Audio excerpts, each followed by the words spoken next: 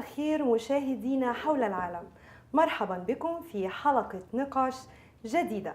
ضيفتنا اليوم هي فنانة مصرية خفيفة الظل، شبهها البعض بزينات صدقي بينما شبهها آخرون بماري منيب. ضيفتي وضيفتكم هي صاحبة الزغروطة المصرية المميزة. ضيفتنا كانت آخر أعمالها فيلم شارع الهرم. إذن ضيفتي وضيفتكم الفنانة المصرية الكوميدية بدرية طلبة. ست بدرية، بنرحب فيكي معنا. ربنا يخليكي. أهلا. أول شيء إحنا بنبلش بأنه نعرف الجاليات العربية حول العالم من هي بدرية طلبة الإنسانة. بدرية الإنسانة متجوزة من أستاذ مصطفى سالم سيناريست. عندي هايدي وسلمى، ست بيت يعني. نعم. البعض يقول أن زوجك كان جزءا لا يتجزأ من نجاحك. شرف ليا. ودايما بقول هو أستاذي، هو اللي اكتشف فيا الحس الكوميدي، لأني ما كنتش بمثل كوميدي قبل كده يعني. وأكيد هو اللي أخد بإيدي، وكفاية وجوده جنبي لما بنكون في شغل بيبقى جنبي. ست بدرية، ما هو تقييمك لثورة اللوتس؟ بصي، هو ما ينفعش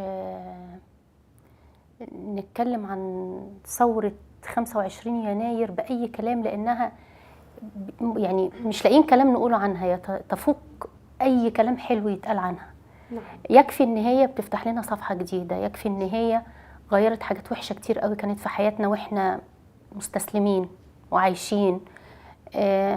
فالحمد لله يعني. لماذا لم نراكي في ميدان التحرير؟ بصي هقول لك، هو أنا نزلت ميدان التحرير يوم التنحي لمجرد ان انا اطمئنيت ان الحياه فيه هدوء ومفيش ضرب ومفيش، لان انا بترعب، بخاف جدا يجرالي حاجه عشان بناتي، مش عشاني، مش خوف على بدريه، خوف ان انا لو جرالي حاجه هم هيتدمروا. فعايزه انزل، بس في ضرب وفي بيموتوا وفي بيتشوههم وفي اسكندرانيه، بس غصب عني. انه عندهم جراءه. ما في موجوده، بس انا بقول لك انا غصب عني، انا ست مريضه بحبي لاولادي وخوفي قوي عليهم. ف يعني غصب عني وامنيه حياتي، يعني طول ما انا قاعده حاسه ان انا مشلوله، عايزه انزل، عايزه اعمل حاجه، بس غصب عني ببص لهم خايفه، طب لو جرالي حاجه هم هيعملوا ايه؟ بس هل كنتي تصدقين ان اسرائيل وراء هذه الثوره؟ إسرائيل نعم ورا الثورة؟ هذا ما تردد في الإعلام المصري القومي. لا لا لا، إسرائيل أقل من إنها تكون ورا ثورة زي دي، لأن الثورة اللي عملوها الشباب لما فاض بيهم وحسوا إن إحنا عايشين في غلب، يعني كلنا مغلوب على أمرنا. هل توافقي على التضامن الشعبي في يوم 9 سبتمبر؟ التضامن الشعبي؟ نعم، أمام السفارة الإسرائيلية وهدم سور السفارة. طبعا طبعا. إيه سور يعني؟ إيه سور؟ ليه يتعمل سور؟ بيحموهم من إيه؟ لا، هم مش المفروض يبقوا في وسطينا كده. وهو بصي، إحنا دمنا حامي، إحنا مصريين دمنا حامي. نعم. وما ينفعش ولادنا يتقتلوا على الحدود وما ناخدش موقف. يعني إيه 5 يضيعوا والساتت، أو الخامس 4 ماتوا والخامس مات يوم 9؟ يعني ده معناها ايه؟ لا، احنا فينا النخوه وشبابنا فيهم النخوه. اذا كانت الحكومات مع بعضها في بروتوكولات وفي حاجات بقى بينهم وبين بعض، دي حاجات تخصهم، انما احنا كشعب كشباب كحموه في الشباب لا، ما ينفعش. ده احنا لسه عندنا في الصعيد الطار. هناك رأي يقول انه ليس من الحكمه على كل الاحوال ان يتم طرد سفير لأي بلد أيا كان بهذا الشكل على أيدي الشعب. هناك اتفاقات سياسية وعلاقات دبلوماسية لابد من احترامها. لا، ما أنا قلت لك لا، ساعة الدم ما فيش احترامات لبروتوكولات ولا مش بروتوكولات. دول 5 ماتوا على الحدود، وقبل كده ما كناش بنقدر نفلفص، بيروح كتير وبيحصل بلاوي كتير واحنا شايفين وساكتين. جات لنا الفرصة ان احنا نتكلم، ما ناخدش حقنا ليه؟ وبعدين ايا كان، انت بتقولي سفير غير اسرائيلي على الراس، يتحط على الراس. انما اسرائيل مبهدله الدنيا إسرائيلي يعني. تحديدا؟ مش عارفه، في عداوه كده بيننا وبينهم طول العمر يعني، مش عارفه يعني الكلمه ذات نفسها تخض. فلا وارد ان هو يمشي ويمشي كمان. وبعدين هو الحمد لله طلع لوحده جبان واخد شنطه هدومه وجرى على المطار، طلع جدع يعني بدل ما سيدة بدرية، هل استمعتي إلى الخطاب الأخير لرئيس الوزراء الإسرائيلي نتنياهو؟ سمعته. ما هو تعليقك على هذا الخطاب؟ بصي، هي عموما سيرتهم بتفور لي دمي. لماذا؟ لا، ما احنا اتربينا على كده، نشأنا لقيناهم عمالين يخربوا يعني. كلمة إحنا تربينا على كده تعني مجرد صورة سلبية أو مجرد ثقافة تراكمت على مر السنوات.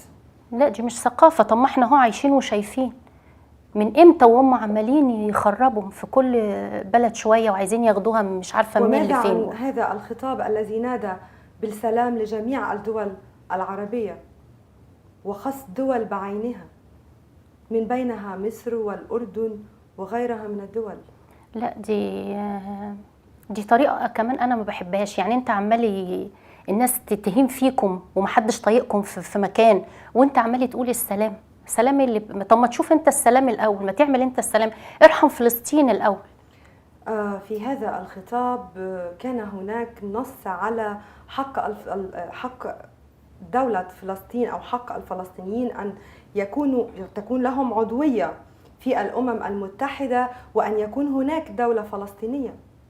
هو اللي قال هذا كده؟ ما يطلبه العرب. ما هو ده اللي احنا عايزينه، انما نعم. هو قال ده، قال احنا نعم. هنعمل ده. نعم. ألم ينص الخطاب على هذا؟ لا بصراحة ما سمعتوش قال كده. هو بينادي بالسلام. نعم. ما هو لمصلحته بينادي بالسلام، بس هو المفروض يعمل بده الأول. يعني هو المفروض يدي كل واحد حقه لو نعم. حد له عنده حق. الدم ما يبقاش عنده ساهل. في النهاية احنا مش حابينهم. ببروتوكول ايه واللي انت بتقولي عليه مع إسرائيل ايه ونيلتين؟ ولو كانت هناك دولة فلسطينية تعيش في سلام، يا ريت. لا تتقبلون أيضا السلام مع إسرائيل؟ أو والله هو يعني بس هم يلموا نفسهم. وبعدين انت ايه محموقه قوي كل شويه في ايه؟ ناخذ رأيك لأنه أنا محبوبة. رأيك بيهم الناس. لا، رأيي في أي حاجة تانية إلا حد.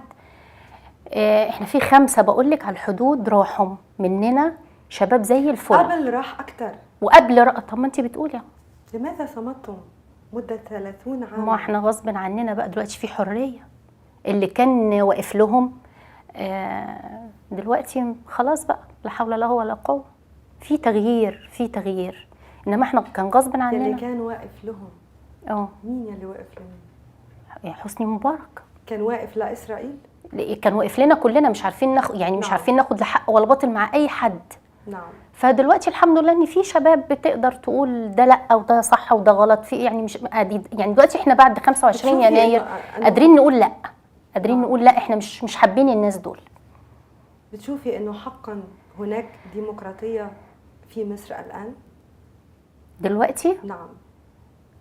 دلوقتي طبعا في بس هي ايه، في شوية حاجات بعد الثورة، لان الثورة طبعا لسه ما اكتملتش.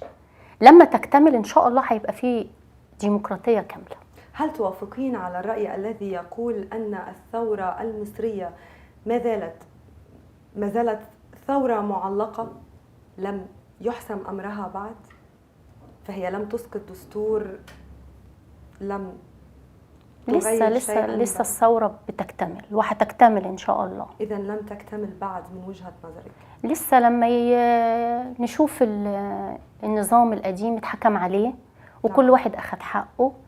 ونشوف مين الرئيس بتاعنا الجديد اللي هيمسك البلد، وإن شاء الله يجي حد كويس كلنا راضيين عنه.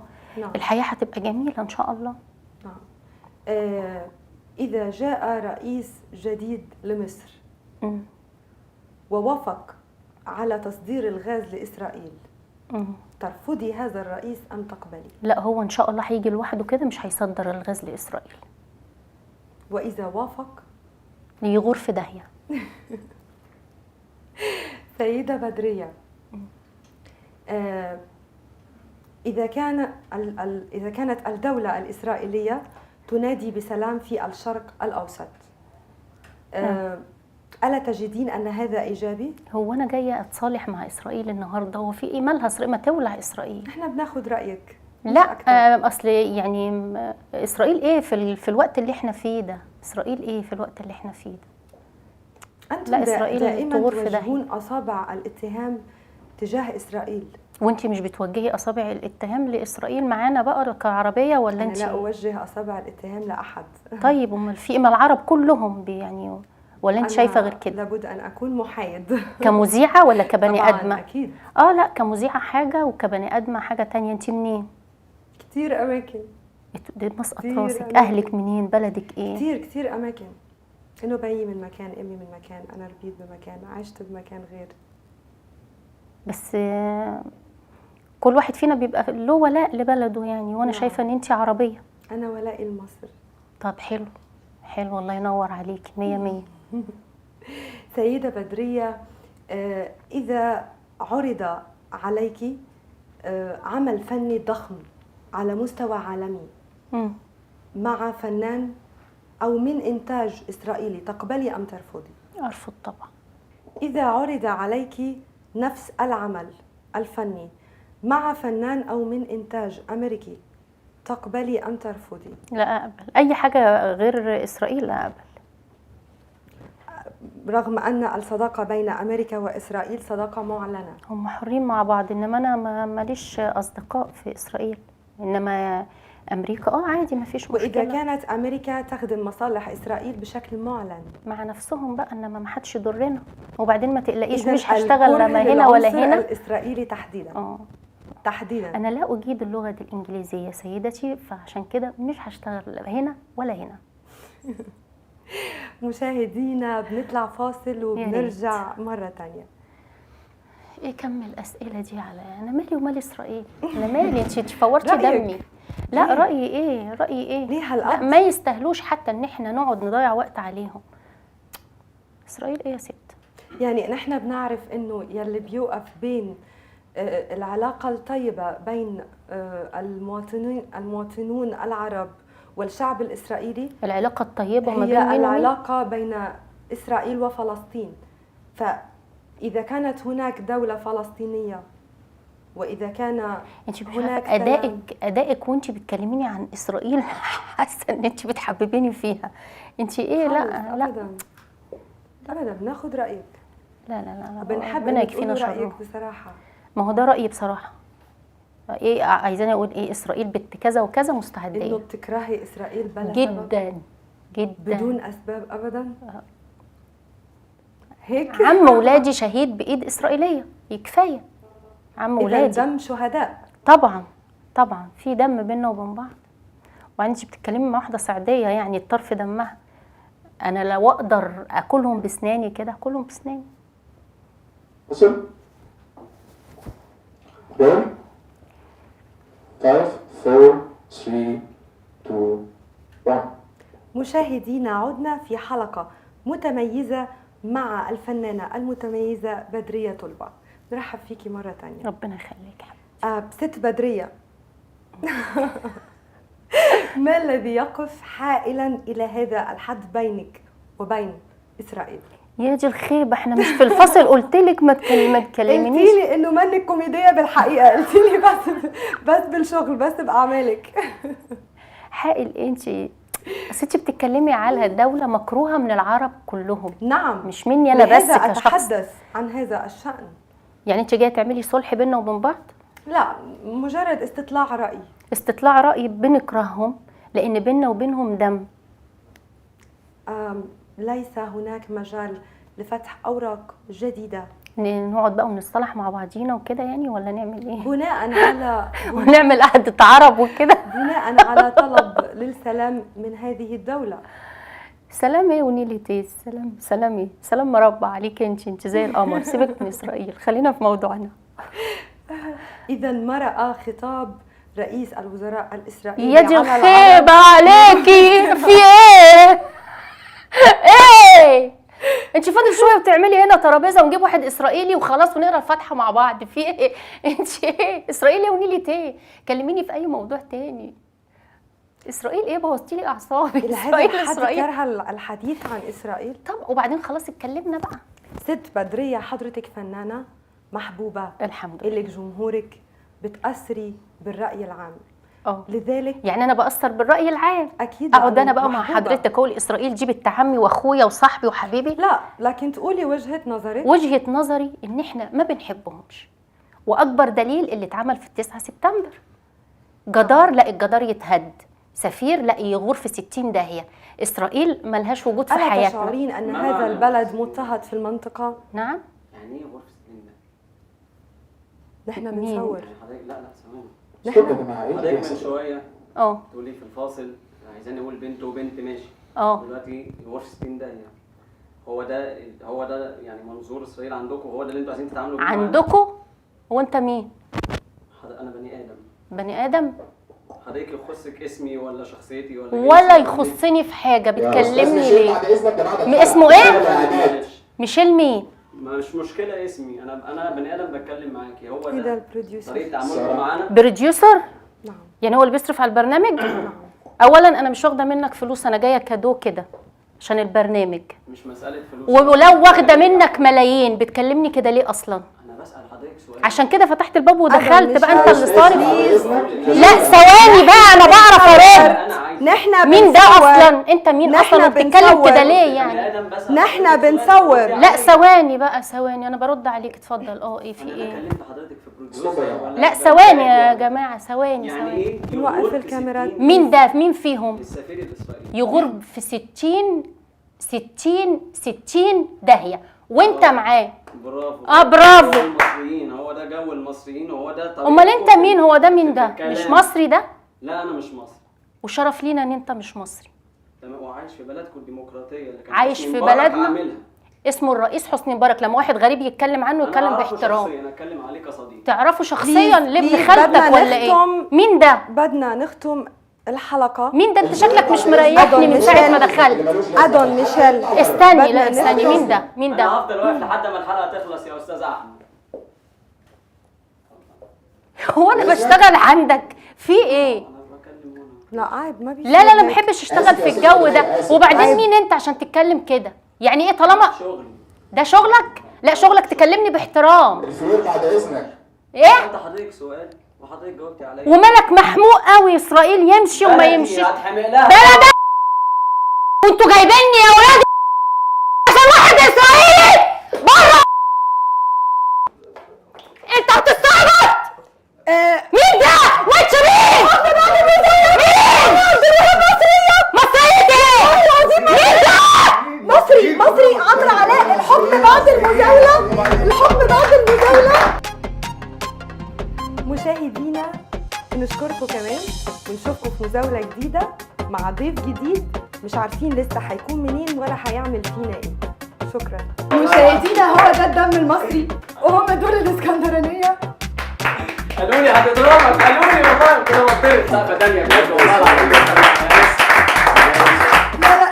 لا انا حسيت ان انا وقعت. انا حسيت. عينيا بتحبك وقلبي بيحبك، ده يبقى ايه؟ الفنانة المصرية الأصيلة الجميلة اسكندرانية جدعة. وانت منين؟ مالكيش بلد؟ مصرية مليون في المية. اكيد يا حبيبتي، مليون في المية. اكيد يا حبيبتي. ايه رأيك في المزاولة؟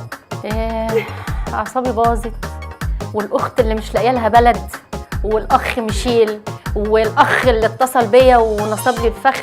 عايزه اقول لكم ربنا ياخد اسرائيل ويخلي مصر يا رب، وما يجيب لناش حاجه وحشه ابدا. لا هو الحق مش عليك والحق على اللي جابني وهو عارف نفسه.